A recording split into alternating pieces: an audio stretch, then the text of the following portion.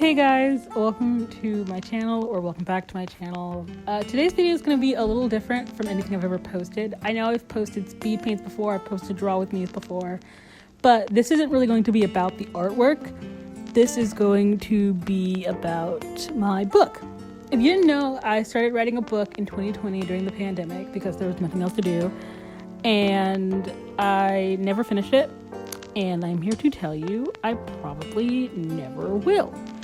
I'm not a writer, I'm not an author, so I'm not the most skilled with writing, but I'm also kind of insecure about my book in a way because it often gets compared to two very popular titles from people who I've had beta read it. A lot of people compare it to Harry Potter and Avatar, which I do get those comparisons, but I don't know. Part of me feels insecure because I kind of feel like they're too similar, and I've never even watched Avatar: The Last Airbender, so I don't know. I don't know. I am proud of my book as well. I do think it's a cool premise, and though I'm most likely never going to finish it, I thought it would be cool to share the world building with you and share where the story got. So that's just what this video is. It's just me telling you about my book and what it was, and I don't know, maybe one day it will be finished. Maybe one day I'll finish it just for me, or maybe I'll post it online to AO3 or somewhere. But yeah, I have no plans to finish it, and I just wanted you guys to know what it was. So without further ado, this is the story of Elemental by Janaya May. Oh, one more thing is that this recording that you're about to hear was a voice memo that I recorded a while back. By a while back, I don't mean too far, just maybe 3-4 weeks ago. But this is just the voice memo in its entirety. This is my stream of consciousness. I'm not really going to edit it, save for any gaps in audio. So if it sounds like the ramblings of a crazy person, that's because it is. So yeah, now without further ado, Elemental by Janaya May. What's up? I was just thinking about my book randomly. I don't really know why. And I decided that I'm now going to talk about the plot because I don't plan on finishing it. If I do finish it, I'm not going to self-publish it. I'm not going to pitch it to publishing houses. I'm just going to have it. Maybe I'll post it online. Maybe I'll print out a single cover. A single hardcover just for me. I don't know. But I want to talk about the plot because I'm insecure about the plot. And I think maybe if I voice it, it'll sound better. But in my head, I'm this is just... the thing I'm insecure about the most is that I feel like my book is just a bad mixture of Harry Potter and Avatar: The Last Airbender. And I haven't seen Avatar: The Last Airbender, but I've seen video essays on it. I know what it's about. I know people who have watched it. I've seen bits of it. So I know it's similar enough. And I know the two things in it that are similar to both of those properties, tons of other properties have that. But I don't know. I feel bad about it. So I don't know. Maybe talking about it will make me feel better. Anyway, let's go into the plot. We're going to start from the beginning. Spoiler alerts for a book you won't ever read. My main character's name is Samina. Her last name is Sam. My main character's name is Samina. We all call her Sam. And Sam and her family have just moved into a new house a year after her father's died. New start and all that. And basically, while she's unpacking her room, she notices this key at the bottom of a box. She's putting books on her bookshelf, and there's a key. And she's that's weird. Did one of the keys from the new house keys just in a bit of box? Did we forget to give one of the keys back to the old house? She's whatever. She puts it on her bookshelf. She's I'll give it to my mom or whatever when she gets back from work. She goes downstairs. She has 3 siblings, whom, if we're being totally honest, can't really remember the name of right now. So she has 3 siblings. They're all around the same age. They're just kind of chilling. They're just chilling and vibing. Their mom's at work. She works at the hospital, and they're kind of bored because they just moved in. They don't really have Wi-Fi or anything. So I think Samina brings up, Sam's like, do you guys want to play hide and seek? And they're like, we are older teens. No, we don't want to play hide and seek. And she's like, what else are we going to do right now? And so they're like, you know what, fine. And so her older brother starts counting to 100. They all run in their house. She runs in her room, which is stupid because who runs to their own room while playing hide and seek? That's, of course, someone's going to look for you in your room, but whatever. She goes in her room. She hides behind a couch. And she's like, oh, no, that's so stupid. He's going to find me here. The couch is like kitty corner. He's going to look behind the couch. And then she's like under the bed and she's like, that's a cliche. The closet's a cliche. And then she notices there's a dumbwaiter in her room. Side note, the house they've moved into is kind of old. It's a Victorian era house.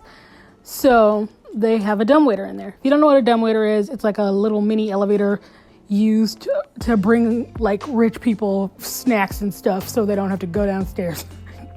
Basically, she's trying to open the dumbwaiter. It's not opening. There's, it needs a key. All the keys on the new house key set don't open the dumbwaiter. Her brother's counting to 100, by the way. And so just out of desperation, she tries the key that was in the bottom of the box. She knows it's not going to fit, but you just do it because it's what you do. And surprise, surprise, it does fit. And it does open the dumbwaiter. And so she can hear her brother climbing up the stairs. And she can hear that he's found her sister. And he's coming towards her room. So she pops into the dumbwaiter. She squeezes her body inside and closes the door. And then the dumbwaiter starts moving because she's inside of it. The little rope mechanism starts moving, and she's like, well, okay, I guess I'm just going to go down to the kitchen, I guess, and I'll open the dumbwaiter from there. She falls asleep. When she wakes up, she has crashed into the floor. Like, it's a thud. Like, you had to have heard that. So she's like, what the heck? That fall was quite a bit longer than I expected it to be. And she's like, okay. And so she starts trying to find her phone. Her phone is cracked. It's broken. That slam into the ground really did it for her. And so she's like, well, okay. And so she tries to open the door. She's scared because it's not working. She starts panicking a bit. She's banging on it. She's calling out for her siblings. They can't really hear her because they're playing hide and seek. And then finally she unjams it. She opens the door. And she is not in her kitchen. She's not in her house. She's not on Earth. She is in a completely different place. And she opens it to this grand room type area. It's almost ballroom-esque. It's very ornate. It's very elegant. It looks a little old, but it's a beautiful room. Marble floors. It's kind of overlooking. It's like a balcony almost. There's these giant windows and pillars, and she can see outside. And of course, she's stunned. She's not looking at the beauty of the room. She's like, what the heck? Where? What? Like, she doesn't know what's happening. So she gets out of the dumbwaiter. She walks around. She's kind of still in shock. She's looking outside. She doesn't see anybody. And so she's just like, what's happening? And so she starts walking. She's like, there has to be a logical explanation for this. She starts walking. She turns the corner. She's down some stairs. And she trips on the last step. She goes flying to the ground. Her glasses come off. She goes to get them off the floor. And then suddenly there is a spear pointed directly at her neck. She looks up and she sees this man, and his name is Barrett. Now, Barrett is kind of shocked. The spear thing was kind of like an automatic response. Excuse me. The spear thing was kind of an automatic response. That's just what Barrett does. He's the guard of the halls. He's a student, but his chore is to guard the halls and make sure everything's okay. So he's seen something out of place. It's like defense. It's time to go on the attack. So once he gets the proper look at Sam and he notices her clothes and he notices how they're totally different from his clothes, he's like, something is not right. And he realizes you're a human. Like, you're a human from Earth. Like, you're like not from here. And she's confused. She's like, what are you talking about? And so Barrett grabs her, and it like, she's trying to explain. She's like, hey, I don't want to hurt you. Please get that spear away from me. And he like drags her off towards like their equivalent of kind of a principal's office. And she tries to run because this man like pointed a spear at her, and he chases her, and they end up in this room with a bunch of ornate stones and gems. And he's like, you can't be in here. This is a very sacred room. Get out. And she's like, do you promise to not point a spear at me? And he's like, yeah. And she's like, I don't believe you. And like, it's a whole thing. And then she steps onto this altar, and he's like, get away from that. And she's like, get away from me. And then everything kind of starts to glow.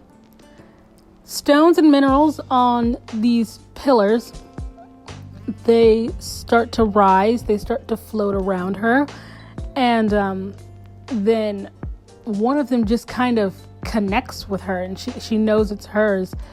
And I cannot quite remember what stone I gave her. Luckily, I have a journal filled with a bunch of world building stuff right next to me, so I can tell you what it is within the next 5 seconds. It is a kyanite. She gets a kyanite.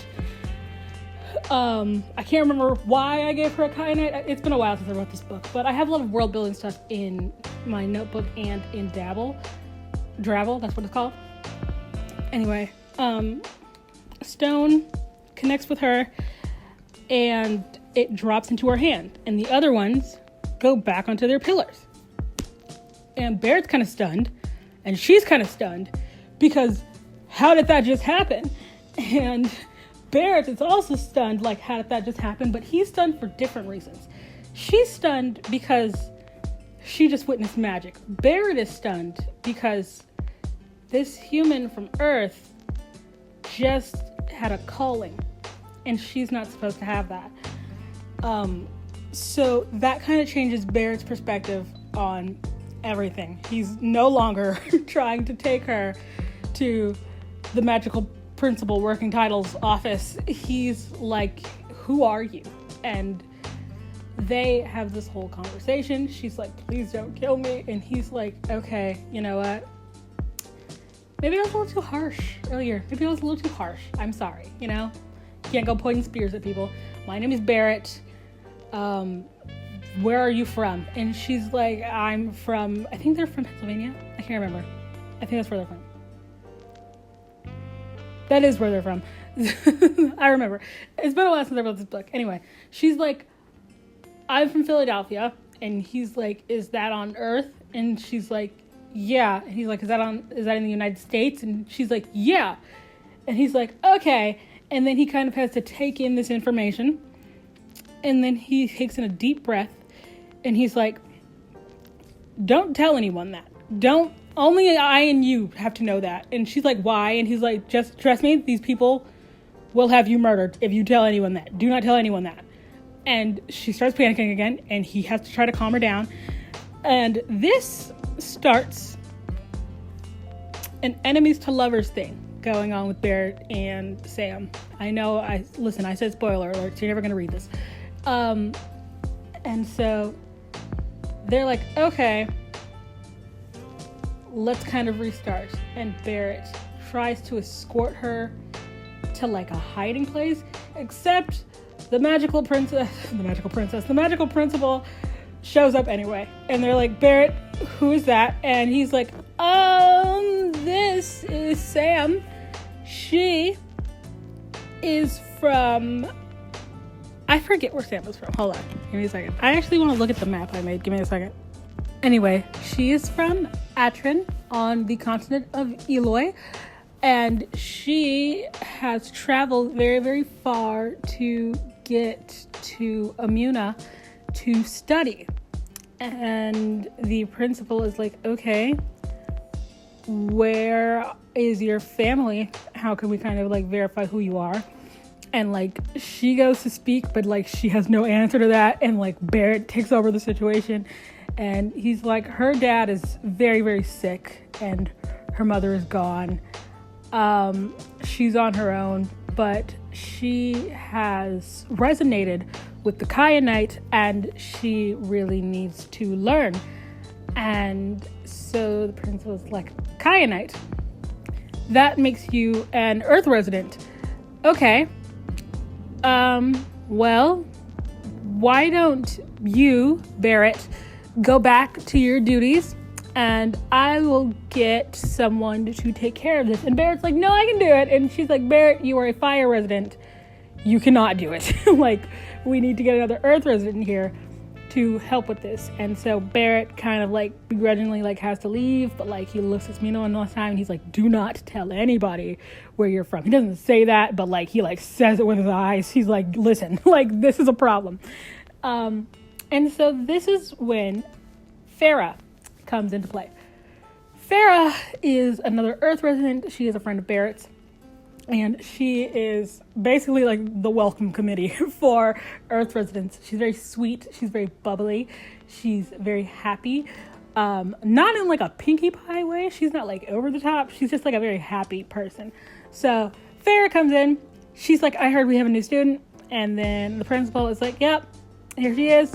Her name is Sam.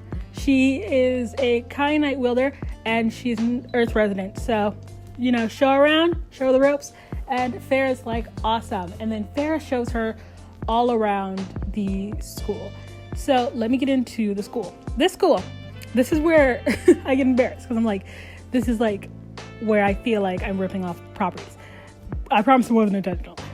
This school is sectioned into 4 different parts. Haha, very funny. There are Earth residents, there are air residents, there are fire residents, and of course there are water residents. So each resident is sorted into their residence hall based on what stone or natural mineral they resonate to. That will decide whether or not you go into earth, air, fire, or water residency. And since Samina got a Kyanite, she is an Earth resident. So Farah shows her all around the school. She talks to Samina basically about where she is and how she got here. And like Sam doesn't really have an answer because she's not actually from Eloy. She's not from this planet at all. So she's like kind of stumbling her way through answering. She's like, oh yeah, totally, yeah. And, you know, I can't even speak right now. Farah is just kind of like, okay, you're just kind of nervous. You know, you're introverted. I get it. You don't want to speak. That's fine. So she basically shows her around the other 3 residence halls. They go up to the very top of the school, very top floor where the air residency is. She shows her around. And then they go down to the coastal side because the school is kind of like situationed like near a cliff. Not a steep cliff. It's just like a cliff near the ocean. That's where the water residency is. They go down to the basements, which are in the lowest level. That is where the fire residency is. And then they go to the other side near the forest, which is more botanical, and that is where they stay. That's where the Earth residents are. And then she shows her around the Earth residence hall. It's just, you know, they're all what you imagine. It's very light, breezy, full of like wind chimes and like windows, and it's very crisp and cold and like fresh air up in the air residency. The fire residency is down in the dungeons. It's very dark, save for a few torches, because everyone's practicing their fire magic, and you know, fire is light. You don't need that much light down there. Situated near the ocean is the water residency. There's a lot of just natural water residency and earth residency kind of like coincide, because you know, you need water to grow plants, and you know, I don't know how to situate plants in water through words, but you know, very necessary. And the water residency is situated near the ocean. They have a lot of pools. They have a lot of streams. It's very, very beautiful. It's very picturesque. Like, that's where I would want to be if I had to pick Earth residency. Though I haven't had to pick a residency, though I know I'd probably be on Earth. And then Earth, of course, it's like covered in like moss and vines and just plantery everywhere.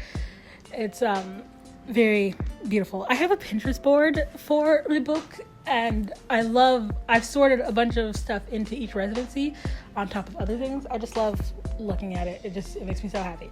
Anyway, we're getting distracted from the point. So, Farah takes Sam into the Earth residency. She's like, this is where we stay. And then she takes her to the women's quarters, because of course the quarters are sectioned by women and men. And she's like, this is where the women's hall is. This is where you sleep. This is where all this stuff is. Here's your bed. You can sleep underneath my bed because no one's sleeping here. And then she meets all of the other women. Well, not all of the other women, because they're not all in their bunks right now. But she meets the other women who are in their bunks. One of them being Amalia. Amalia is like kind of the a-hole of this book. She is very much on to Samina kind of immediately. Not like immediately she's like, you're a human, but she's immediately like, something's up with you. Something with you's like, you're hiding things. I don't trust you. And I'm going to make it my life's mission to find out what is wrong with you.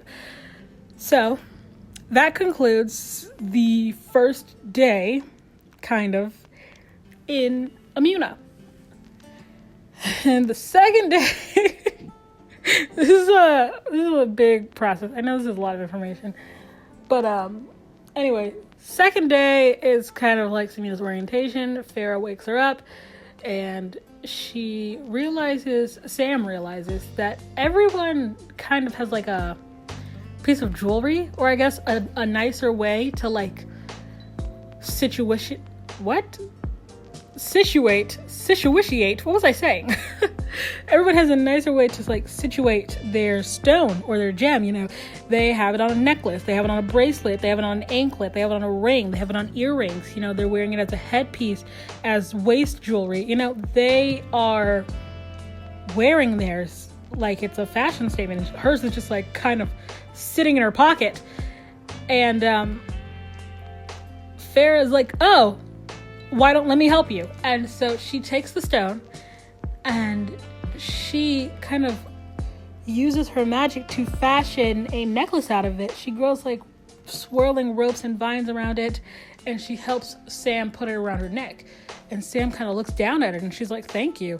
That's very nice. And she tries to act like natural, like she's seen magic before, but like she's losing her mind. And you know, Farah's like, no problem. And then they go around to get her some supplies for school. They help get her some new clothes. Everything in the school is kind of done like communally. Everything is done by the people in here. They are a family. Every single person in this school, you know, they're all that they have, really. So clothes are made mostly by Earth residents. It's kind of like a silkworm thing, I guess. That's a weird way to describe it. You know, like they can grow and fashion things into, you know, fibers or yarns or things to be knit. So not to say that, you know, the other residents can't knit traditionally, because they can, but it's, you know, the Earth residents are the ones who can make the fibers to be knit, is what I'm saying. So they go down, they get her some clothes. She doesn't really like, she's been wearing, so when she got to Amuna, she was wearing like a sweatshirt. Barrett made her take that off immediately. Underneath, she was wearing just like a brown tank top, which was more natural. So she's just been kind of like carrying this sweatshirt on her arm. She throws it under her bed once she gets back to the bunks. And after they get her clothes, they just show her around to the professors and the teachers who she'll be working with. Everyone has different courses. Of course, they all have different magic that they need to work on. Of course, they have some combined classes, but it's mostly, you know, you're a fire resident and you need to learn how to wield fire in a responsible way. You know, you're a water resident, you need to learn how to, because some of the water residents are kind of like mer people or like water people. Like they can live and breathe perfectly fine underwater. They can't drown. So it's, just, teaching them how to live and wield their magic in ways of defense, in ways of healing, in ways of helping people, in ways of protection, just stuff like that. So she meets her professors, and she meets a coach for a kind of battle royale-esque game played every single morning, except today, because today is what we will call on Earth Sunday. So she does all of that, and then they all go to breakfast, and Barrett is like on her ass immediately. Like the second Barrett can like get to her, he's like, hey, oh my gosh, it's Sam. Hey Farrah, how are you doing? Oh, that's so cool. Can I talk to you for a moment? And then he like drags her onto the balcony and like gets a catch up on what's been happening. And she's just like, I mean, it's like a normal school. Like I just got an orientation and like, yeah. And he's like, okay, has anyone been asking you questions? And she's like, not really. And so then they like workshop like a thing over breakfast. They like talk this whole plan through. He's like, you are from Eloy. You have come a long, long way to get to this school. Your dad is sick. Your mom is dead. And I need you to say that to anyone who asks you any questions. And she's like, you're being a bit dramatic, I think. And he's like, you do not understand. You will be murdered right here, right now, if you tell anyone you are from Earth. And she's like, why? And he's like, I don't want to get into it right now. Okay, just be obedient. And she's like, whatever, I guess, fine. And so that's what happens. I'm going to have to make a second voiceover. This is getting too long. Totally forgot to tell you about the starter weapon. So, after she gets her clothes... Wait, no. Yeah, I'm still on track. Okay, I thought I was off track for a moment. No, after breakfast, Barrett takes her to go get a starter weapon. Now, everyone in Imuna has weapons for protection on us, obviously. And, this is also like a fighting school. They need to learn how to wield things and to protect themselves, which is made very, very important to them after the events that happened years ago. We will get into that. So Barrett takes her to get weapons, and she's like, what is all this? There's just a room lined with like blades and any weapon you could think of. Basically short of like a Glock. This room has like every weapon you can think of. And she's like, I have to pick one of these? And he's like, yeah. And she's like, why? And, asking a few questions. And he's like, they're just for protection. And, that's why I have a spear. And I think Farrah has a bow and arrow. And so she looks around and she decides on a pair of short swords. So like some daggers. And he's like, okay, that'll be your starter weapon. We all have to forge our own weapons. So these will be the ones that you start with and train with. And then if you're here long enough, which hopefully you won't be, because he's like trying to get her home. He's like, if you're here long enough, then you'll move on to some weapons you've made by yourself. And she's like, okay. So anyway, after breakfast, Barrett signs up to go hunting for the school, because obviously that's how they get their meat. And because he still needs to talk to Sam about some things, she also signs up, not thinking much of it. And after that, we kind of skip ahead to the next day, which is the equivalent of Monday. It is the day after their break. It's the first day of school. So everyone wakes up really early. They're instructed to put on specific outfits meant for sparring. And then they go out to this big stadium-esque area in the grass. And Sam was like, what is happening? And Farrah's like, you'll see. And they all go and sit down. And two opponents, one man and one woman from each residence hall, is called down to the floor of the arena. And then the principal of the school announces the rules for the spar for any new students, mostly just Sam, who's arrived after they've started. And she's like, your weapons and your magic are only used to hinder your opponents. They are not meant to cause harm. And the goal of this game is to capture the flag, because this is their version of capture the flag. there is a flag at the very end of the arena. There is one flag. And these 4 teams are going against each other to basically race for the flag. So, if you have to hinder your opponent by shooting an arrow through them, if you have to throw a fireball at them, if you have to crack the ground of the earth and get their leg trapped in it for you or your teammate to capture the flag, that's what you do. There is a protection spell put over each student, so this won't hurt them. They're not going to die. We're not attempting to kill each other. This is just meant to hinder your opponent. All's fair, all's fine. They're not in pain. It's not gonna hurt. So this is just meant to, get to the end of the flag. Now, I don't exactly remember how this first sparring match goes.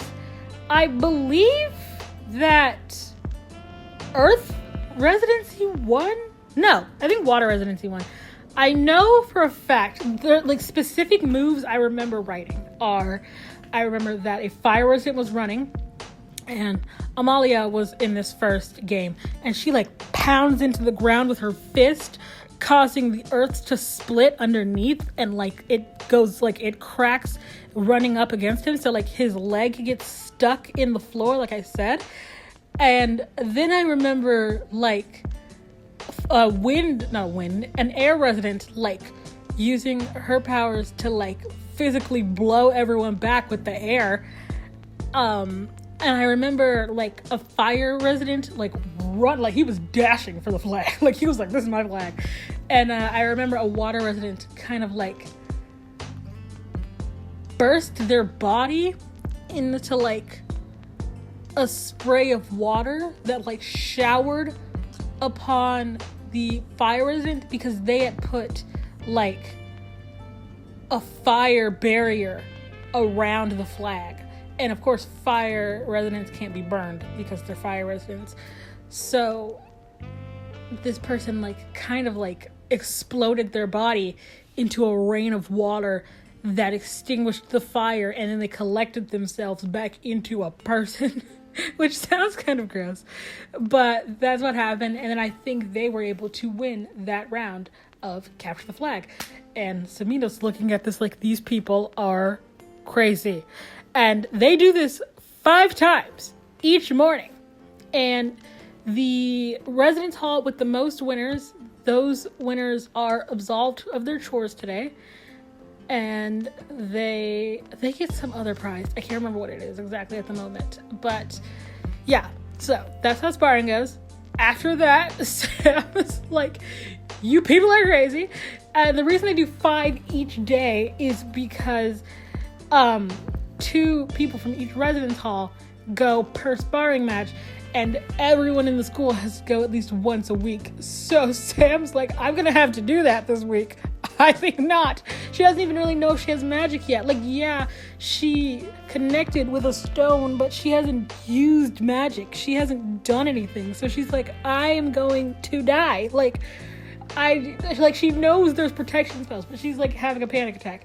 And Barrett and Farrah are you're gonna be okay. It's not a big deal. You're gonna be okay. And yeah, that concludes Capture the Flag. And so then Sam gets her classes. The first one is just magic basics. It's Earth Magic 101. And then the one after that is natural remedies. Because they don't have magic in the traditional way. It's not Harry Potter or something like that. It's all earth-based magic. So they learn how to make natural remedies as opposed to something you'd find at a pharmacy or a potion. And then after that, I think she just has a gardening class because, they have to be one with the earth. And then after that is lunch, and lunch goes pretty smoothly. She meets one of Barrett's friends, Barrett's best friend. Barrett loves this man named Avery. Avery's kind of cocky. Avery's kind of pretentious. He knows he's fine, and he knows he's talented, and he knows he's the one. He's a very cocky fire resident, and Samina's kind of into it. She's kind of into it, but she doesn't want to be. And he can tell, she can tell he's kind of into her, and Barrett's none of this. He kind of is okay, why don't you go anywhere else, Avery. Like, bye. And after lunch, they go on their hunting chore because they both signed up for hunting this week. So after taking a little bit of a break after lunch, Barrett comes and knocks on her residency door, and he takes her to the forest. They have a bit of small talk. They have like a little bit of like romantic banter. She's like, oh, if I didn't know any better, I'd think you were taking me out to kill me. And he's like, who says I'm not? And then, they have like a little bit of an enemies to lovers thing. And they spotted deer, and Barrett just kind of hunts it like a tracker. His eyes are like trained on this deer, and Sam's like, what's happening? And he's like, we're getting food. Like, what did you think hunting was? And so he like shoots his spear through the deer, and it like makes this very pained sound, and Samina's very upset, and Barrett has like a little sympathy for her. He's like, hey, I know it's hard. It was hard my first time too, but we don't want it to be in pain any longer than it has to be. Can we please just go over there? You can quickly, slash it with your dagger. It'll be over. We don't want the deer in pain. And so she's like, okay. And she's crying because no one wants to kill a deer, but she does it. And then they shoot like a beacon thing into the air so that the cooks can come capture the deer because they have killed it. And she's sad on the walk back, and Barrett feels a little sympathy for her, so he comforts her a bit. And she's like, yeah, I understand. It just kind of sucks. And then they go back. They enjoy their free time in between meals. And, he goes to his residency, she goes to hers. And that night at dinner, she can hardly eat because she feels so bad for the deer. Now, here's where we get into a plot twist. It's not really a plot twist, but here's where we get into a larger reveal. So, when Sam gets back to her residence hall, Fair is there, and she is folding her laundry, I believe. Her and Sam get to talking, and somehow, I can't remember, they get on the topic of Earth. And Farrah's like, it's been a while since we've gotten like a new student who was as well liked as you. Like, everyone seems to claim her around you. And Sam's like, what do you mean like me? And then Farrah goes, oh, well, there's this legend, I'm sure you've heard of it. And she's like, what is it? And Farrah is like, well, 27 years ago, there was this woman, and she had just shown up at the school, kind of out of the blue. And she told us she was from this distant place called Earth, and she told us all about it, and she said that they didn't have magic there, and she just kind of showed us what it was like to live there, and we showed her what it was like to live here in Amuna, and everyone really liked her. She was from somewhere different. She was new. It was really interesting to have her here. And then out of nowhere, she betrayed us. She made an allegiance with the Nixalks, and they usurped the kingdom. They stormed it. They killed a bunch of elementals. They killed our queen. And when the dust had settled, that girl had just left. She abandoned us. She led a bunch of people to kill our own, and then she just went back where she came from. And Sam's like, that's awful. Like, who could do something like that? What was her name? And then Farrah says her name was Syra. Her name was Syra Richardson. And Sam's heart kind of freezes because that's her mom's name. And that, in fact, was her mom. Now, of course, she doesn't tell Farrah this because Farrah's mom was very, very close with Sam's mom. And so it hurts so much more when she betrayed them, which, of course, she didn't betray them. That's a whole different thing, but that's later on in the book where you find that out. So Farrah kind of feels like a personal vendetta against humans from Earth, and she's like, if another human were to come from Earth, I would personally kill them. Like, I would slash their throat myself. what she did was awful. Like, people from Earth must be terrible, vile people.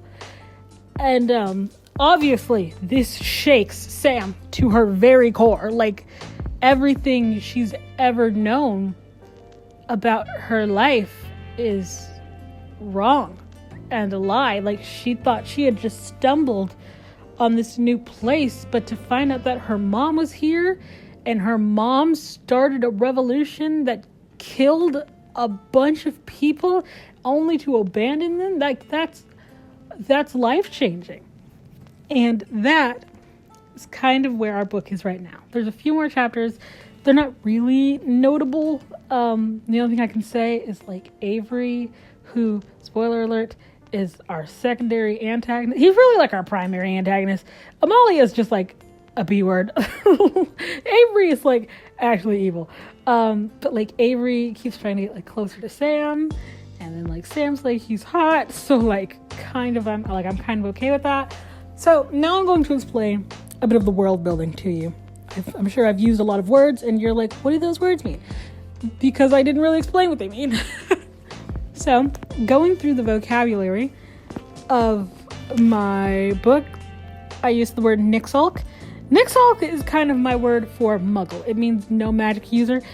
It's a really stupid word. It is a mix of nix, which is a synonym for zero, like zero, nothing, nada, and the word alchemy, which in certain ways can mean magic. No alchemy, Nixalk. No magic. It's a really stupid word. But yeah, a Nixalk is a non-magic user, which isn't just for humans. There are tons of people in this planet, just across the lands, who just can't use magic. It's rare. It's kind of like a birth defect. You're kind of looked at like something's wrong with you, which is bad. It's bad to have a stigma like that, but that is how people feel. You know, you should have magic and you're just like a dud. You're a Nixalk, you know, which is a shame. But, you know, it's not like Nixalks are worthless. You know, you can still learn to fight. You can still learn to protect. But, you know, you don't have the things that truly benefit our world. You don't have magic. You're not an elemental. Elementals, that's the joined word for all of the residencies. If you are an earth resident, fire resident, air resident, water resident, you are an elemental. You can bend and use the elements to your will. And of course, being an element user makes you like retardant to that element. So like water residents can't drown. Earth residents, I don't know, can't like get poisons. Basic stuff like that, you know, like fire residents can't burn, stuff like that, basically. So stuff like that.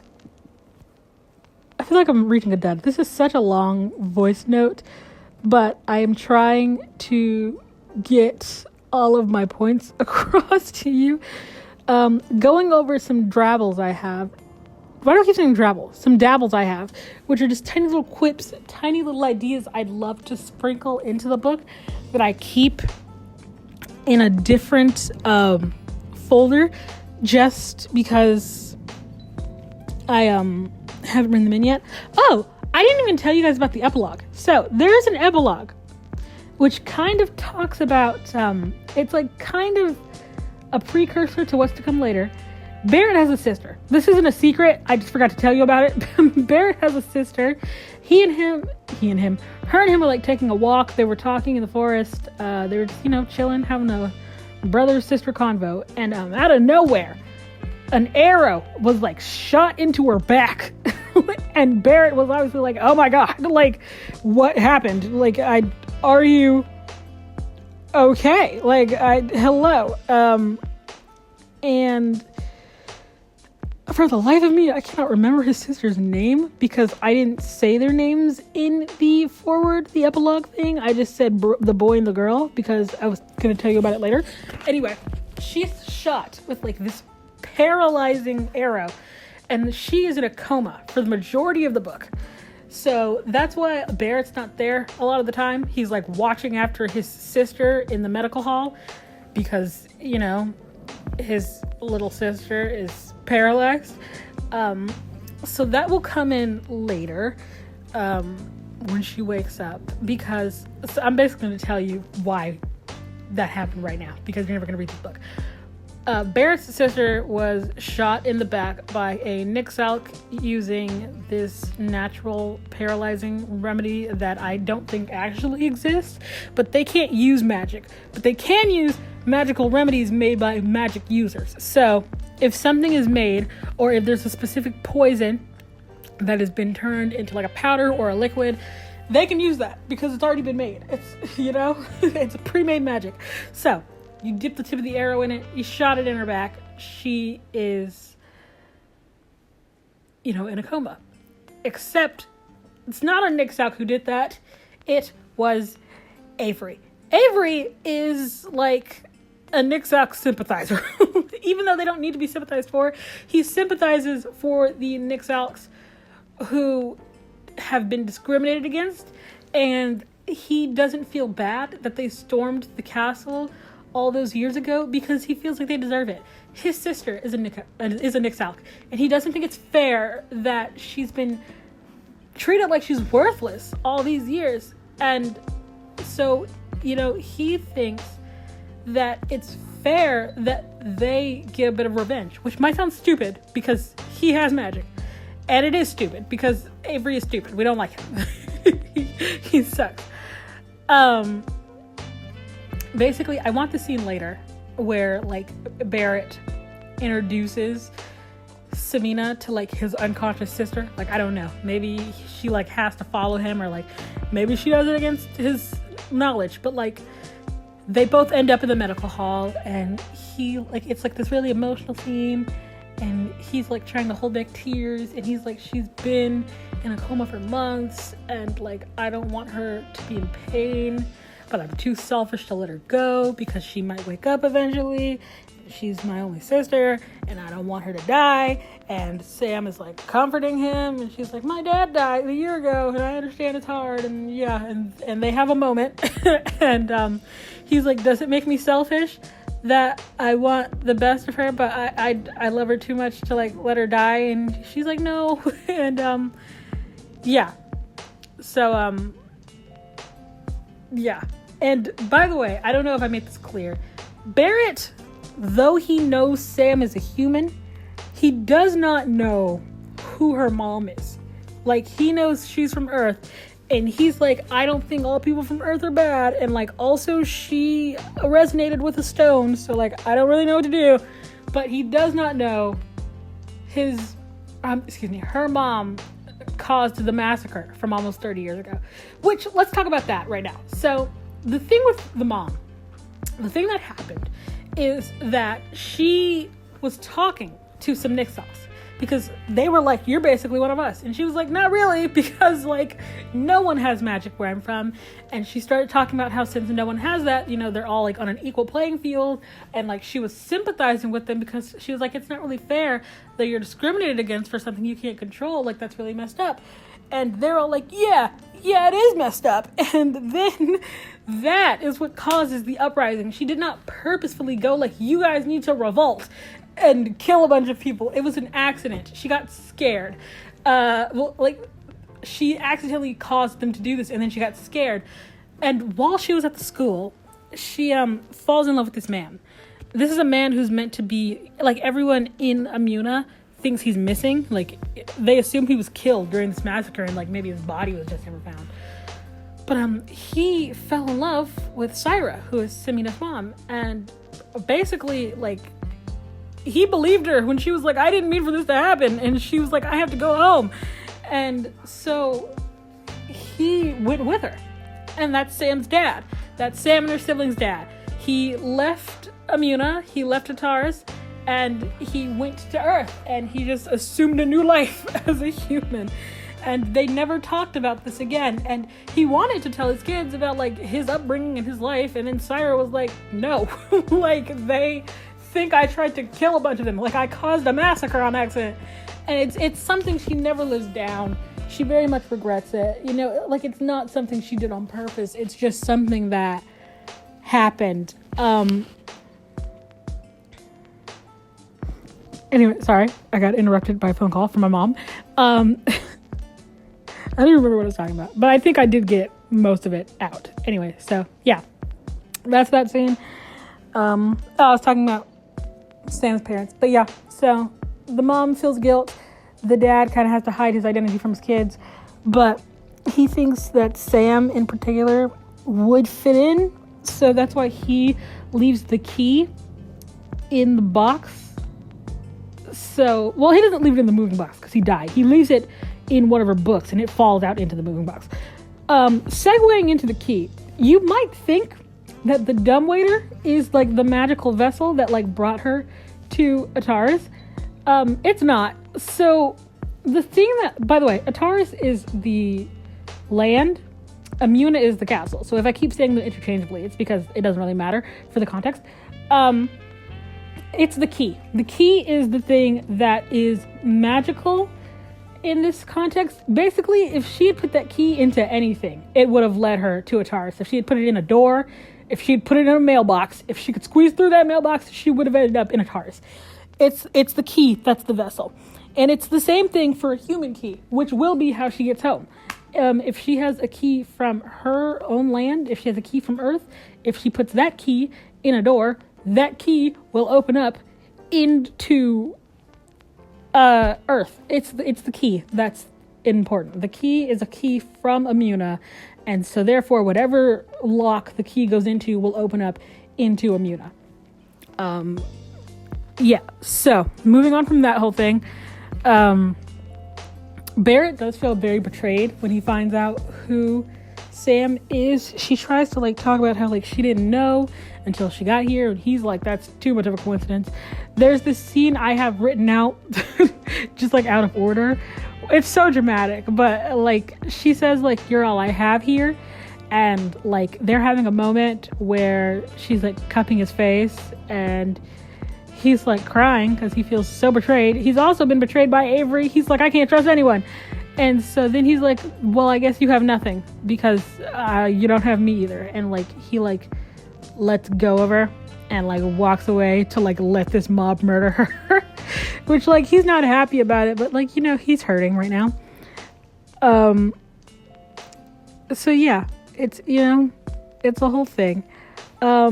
I can't think of anything else to talk about. I've been talking for almost an hour about this book you'll never read. I'm sorry if I got you hype on it, person who might be listening to this in the future. I probably won't finish it. Maybe I will. Like I said, maybe I'll finish it and I'll just like throw it on like AO3. But like probably not. But you know, I love my book, even though it's a ripoff of two different properties. I'm trying to think if there's anything else to say, and I don't think that there is. Sam, you know, she's forgiven later. I don't know how yet, but she won't die. Farrah won't forgive her. I have decided Farrah won't forgive her till like book 3 in this hypothetical book series. Farrah will not forgive her at the end of this book. She will still be pissed. Barrett will. And Avery, I don't know what happens to him, but he's going to be outcast, which will leave a deep, like, that's Barrett's. Like, I cannot overstate, like, Barrett and Sam, what? No. Barrett and Avery, like, love each other. Like, they are brothers. They are best friends. So this is a deep betrayal for him. But, yeah. If this ever leaves my vocal app, thank you for whoever listened to this for, let's see, 51 minutes. I'm so sorry that you had to listen to that. Let me check my Pinterest board. Maybe there's one more thing. I'm trying to like see if there's anything else I want to bring up. So let's just check that right there. Check mic 1, 2.